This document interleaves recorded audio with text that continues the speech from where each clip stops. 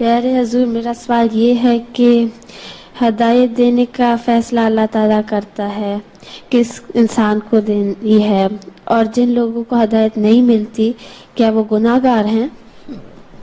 سوال یہ ہے کہ اللہ تعالیٰ یہ فرماتا ہے کہ مجھے پتہ ہے کہ کس نے ہدایت لینی ہے. ٹھیک. اللہ تعالیٰ کو انسان کے انجام کا پتہ ہے. ٹھیک. اور اللہ تعالیٰ یہ فرماتا ہے کہ تمہارا کام پیغام پہنچانا ہے تو اپنا فرض ادا کرو. حضرت صلی اللہ علیہ وسلم کو بھی یہی فرمایا کہ آپ کا کام تبلیغ کرنا ہے.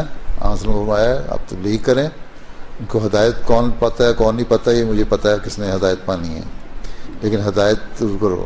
اس لیے حضرت صلی اللہ علیہ وسلم نے اپنے زمانے میں مکہ کے لوگوں کو تبلیغ کی نا، ساروں کو، سب کی ہدایت کے لیے دعا بھی کی ہوگی. ٹھیک. بلکہ آپ نے دعا کی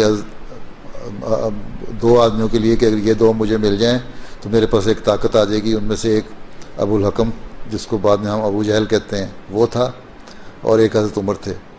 اللہ تعالیٰ کو یہ پتہ تھا کہ حضرت عمر نے ہدایت پانی ہے، اس لیے ان کو ایک واقعہ ہو گیا اور قرآن شریف کی ایک آیت نے ان کی ہدایت کا سامان کر دیا. ٹھیک. اور ابو جہل ابو الحکم جو تھا وہ جاہل ہو کے ابو جہل ہو کے مر گیا، اس کو ہدایت نہیں ملی. ٹھیک. اس لیے ہمیں نہیں پتہ کہ کس نے ہدایت پانی ہے. ٹھیک. لیکن ہمارا یہ کام ہے ہر ایک کو ہدایت کا پیغام پہنچائیں. ٹھیک. اور اگر کوئی ہدایت نہیں پاتا تو وہ اپنے عملوں کی وجہ سے نہیں پاتا. اس لیے جب اللہ تعالیٰ اس سے یہ پوچھے گا کہ تم جب ہدایت تمہیں مل گئی تو تم نے کیوں نہیں مانا ہے. اللہ تعالیٰ کو یہ علم تو ہے کہ اس نے نہیں ماننا تھا، لیکن اللہ تعالیٰ نے یہ نہیں کہا کہ تم نے نہیں ماننا. بعض لوگ مان جاتے ہیں اس کے بعد مرتد ہو جاتے ہیں. ٹھیک.